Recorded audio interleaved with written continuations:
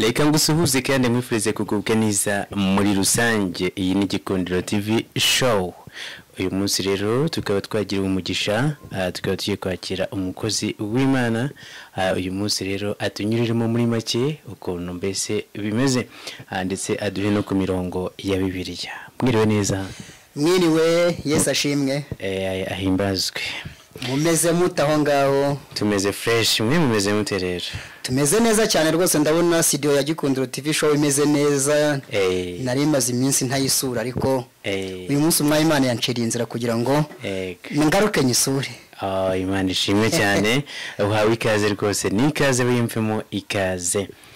Uyu munsi abantu benshi cyane ba Gikundiro TV show bagiye batubwira yuko twakongera tukayetugarura abakozi b'Imana, ndetse bakajya batunyuriramo mu mirongo ya Bibiliya, ndetse abenshi muri bo bagafashwa, dore ko no muri iyi minsi insengero zisa nkaho zafunzwe zimwe na zimwe, ari nabwo ndetse bamwe badafite ukwizera, bamwe bagiye bigira mu byabo, abandi bajya mu buyobe, ibintu nk'ibyo ngibyo. Gusa rero uko byagenda kose rero niyo mpamvu urahangaha. Mumeze neza ariko? Tumeze neza cyane rwose, turashima Imana. Waruvuze ngo insengero zarafunzwe. Ibyo koko buri abenshi barabona ko insengero zafunzwe, ariko je mpamya ko buri insengero zitafunzwe. Kuko buriya nkurikije uburyo Imana ari ngari cyane, nta muntu wabona ubushobozi bwubakira Imana, kuko Imana se babona huyikwiza.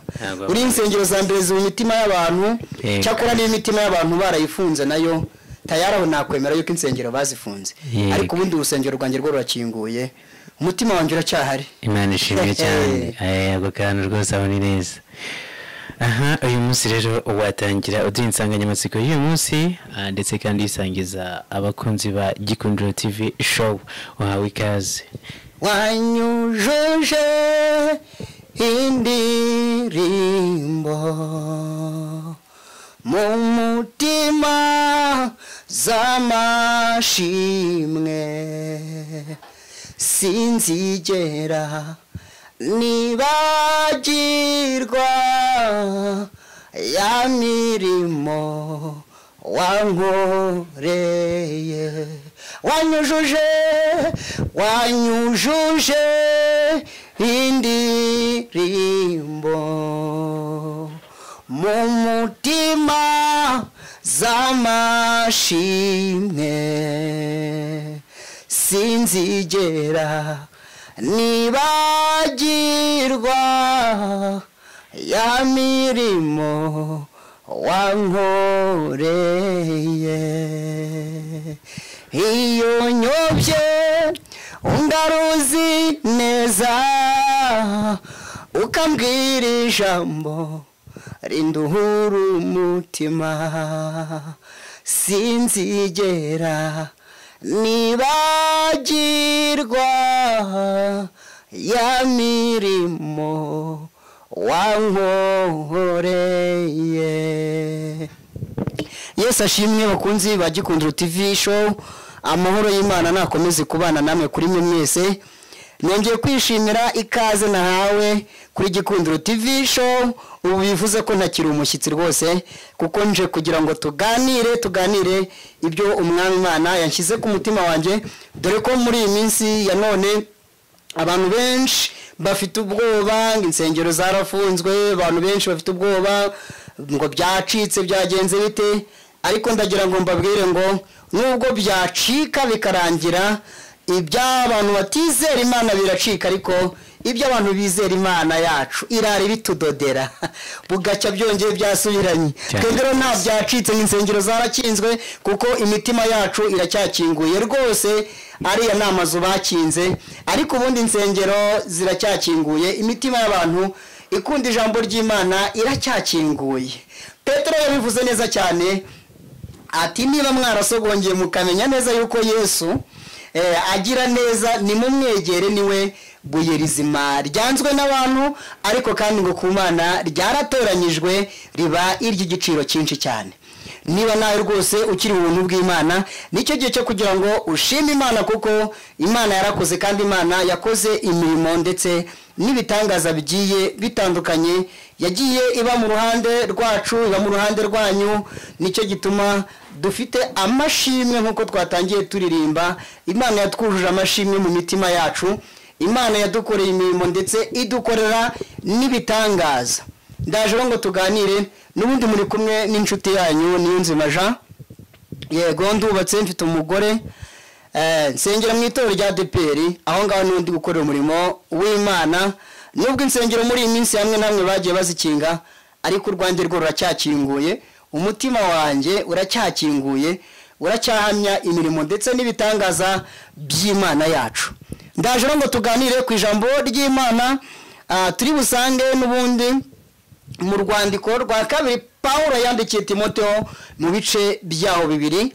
Turaza gusoma n'umurongo waho wa 19. Iri jambo ry'Imana rero nturicikwe rwose, aho uherereye hose, niba uri mu Rwanda, niba uri mu Uganda, niba uri muri Kenya, ndetse niba uri no mu bihugu byo hakurya ku yindi migabane, muri Amerika, muri Aziya, i Burayi, ndetse n'ahandi mudahwema gukurikirana Good TV Rwanda. Icyo nakwisabira nuko washyigikira ivugabutumwa ngiri. Niba utarakanda kuri subscribe kuri no channel ya Gikundiro TV show, nicyo gihe cyo kubikora kugira ngo ukomeze ube umufatanyabikorwa mwiza wacu. Murakoze cyane rero, reka ntangire dusenga Imana.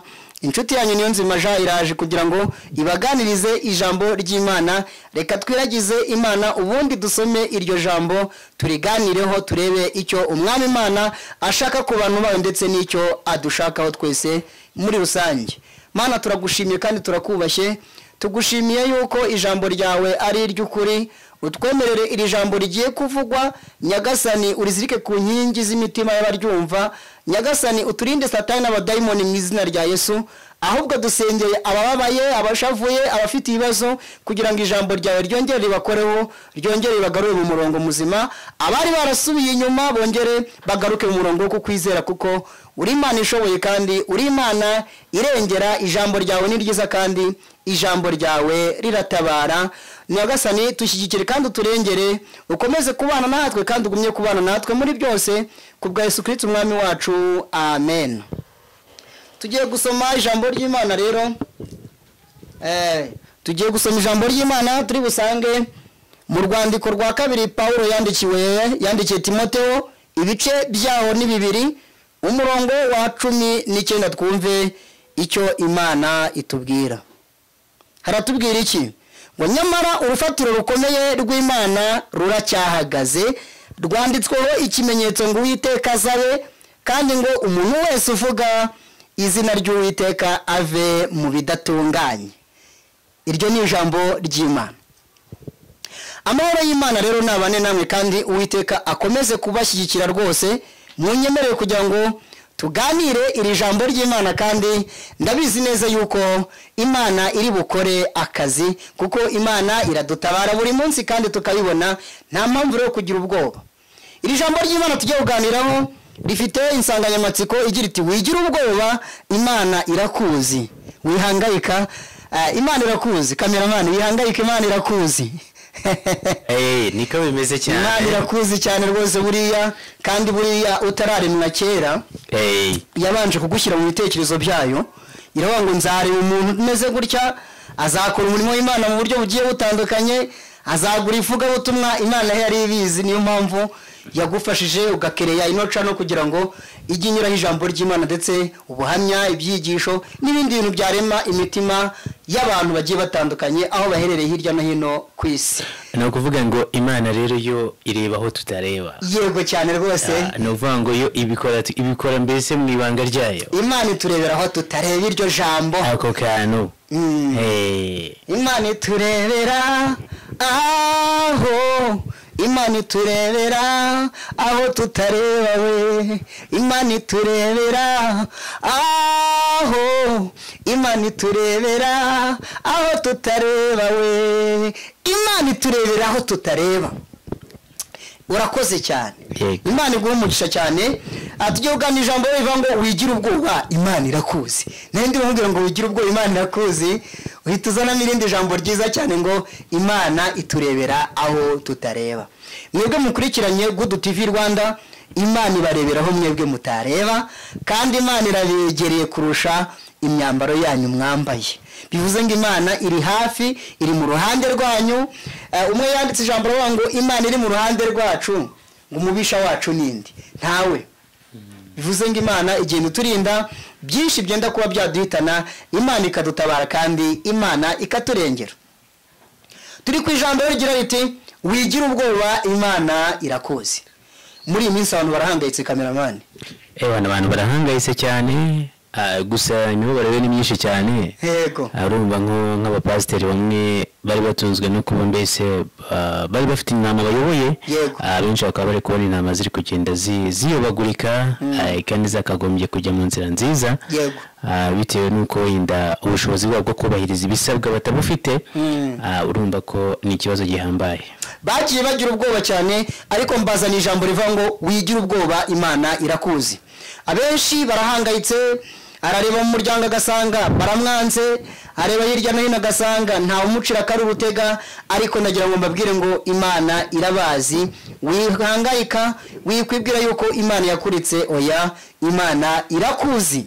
N'ikimenyimenyi tumaze gusoma ijambo ryiza cyane mu rwandiko Pawulo yandikiye Timotheo, amubwira ngo nyamara buri hari igihe kigera umuntu agahangayika akagira ubwoba. Ngira ngo murabizi ibihugu nabyo ubwabyo bijya bigira ubwoba, kandi akenshi biriya bihugu biba bifite ubushobozi, biba bifite imbaraga, ariko kumva byagize ubwoba, byahangayitse.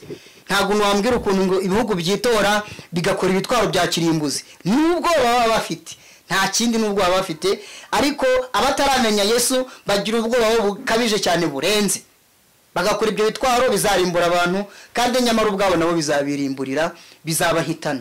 Bo bagira ubwoba bakirinda bya kimuntu, ariko twebwe nibura duhungira ku Mwami Imana, kuko niwe ubasha kudukiza ibyo bibazo byose biduhiga, izo ntambara zose.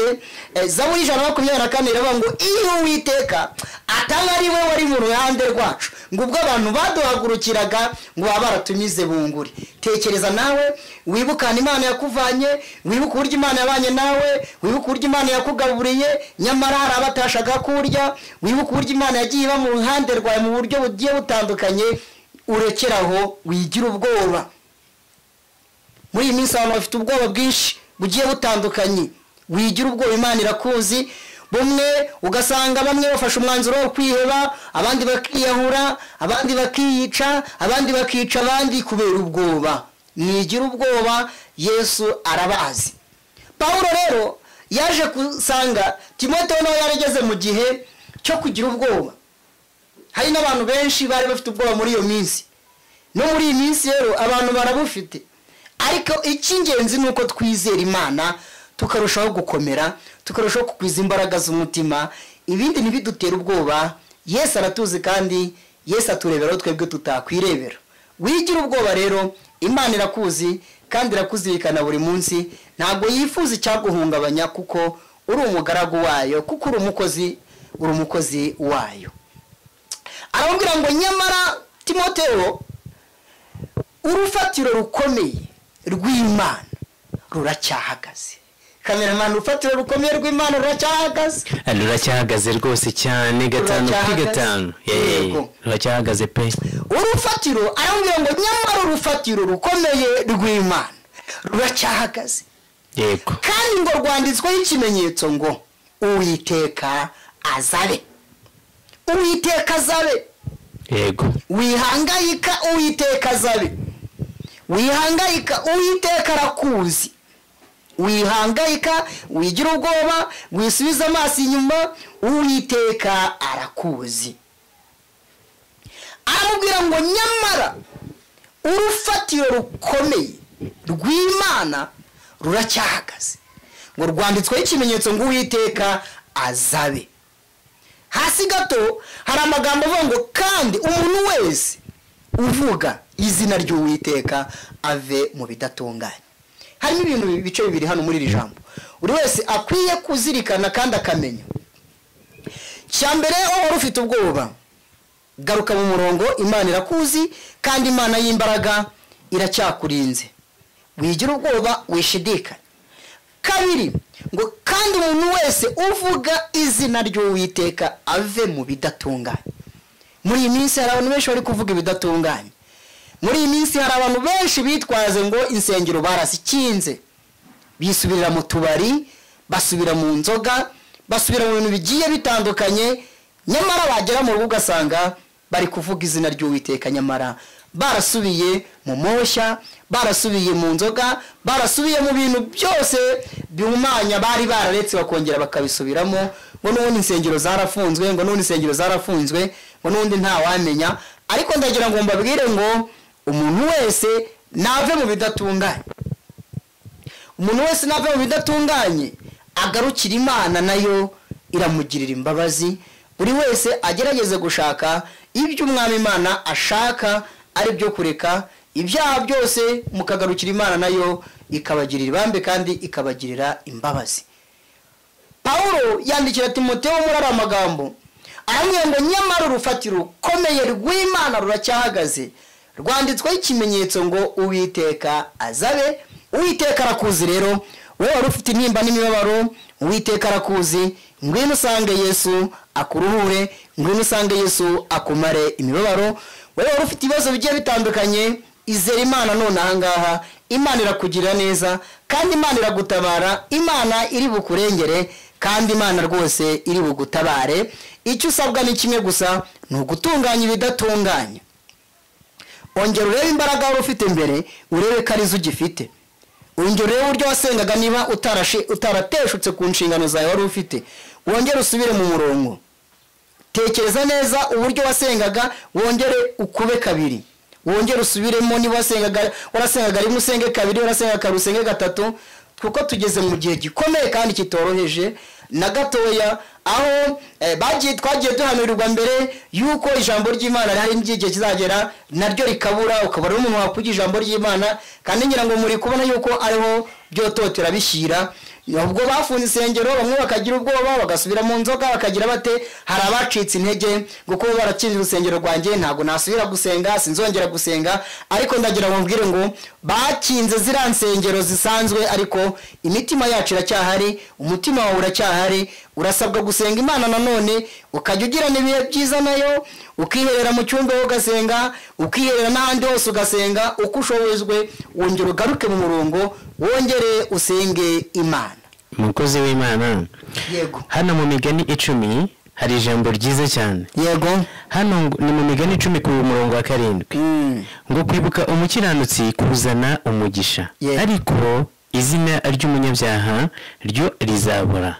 Yego. Aka kantu rero buriya kajyanye n'iyo minsi cyane rwose. Aka kantu buriya abantu bakwiye kwibuka umukiranutsi wariwe.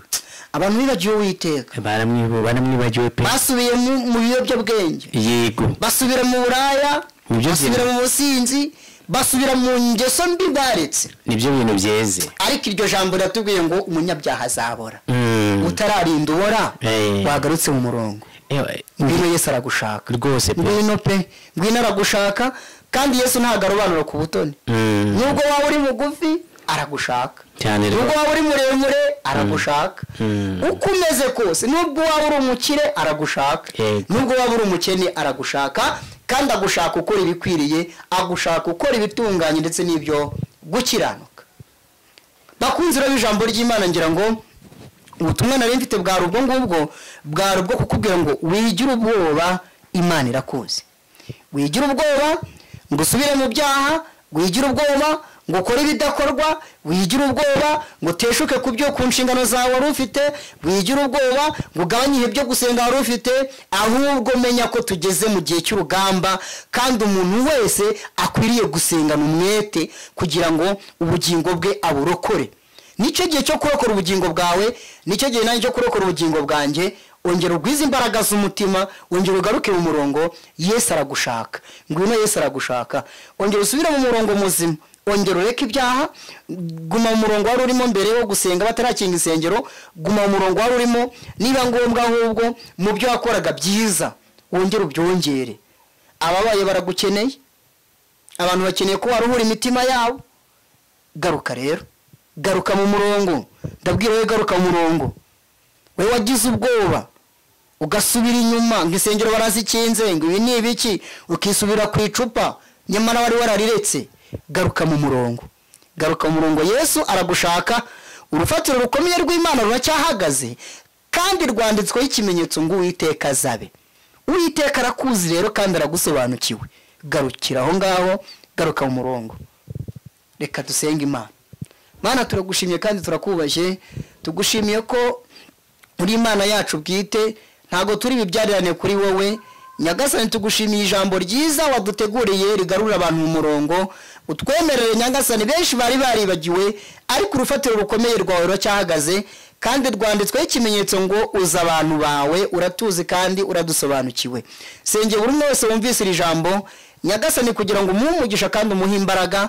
Ufite ibibazo Nyagasani bimukemurire. Hari abarwayi barwara hirya no hino mu bitaro, kwa muganga hirya hatandukanye, hari amavuriro akomeye ndetse n'ayoroheje, abarwariye mu ngo zabo nabo harimo ababuze ubushobozi. Abo bose turabakwingingiye Nyagasani kugira ngo ubakire, ubarambikeho cya kiganza cyawe gikira. Abafite intimba n'ibabaro ubamara agahinda Nyagasani, ubahe imbaraga kugira ngo barusheho gukira, bagaruke mu murongo muzima, bongere bagukorere, bongere bagusenge, bongere bagushime. Urakoze kubyumvise wa Nyagasani, ntago twagutota amagambo nkagutegeka. Utwemerere ibyo ushima n'ibyo ushaka bikomeze kubaho mu bwoko bwawe, kubwa Yesu Kristo umwami wacu. Amen.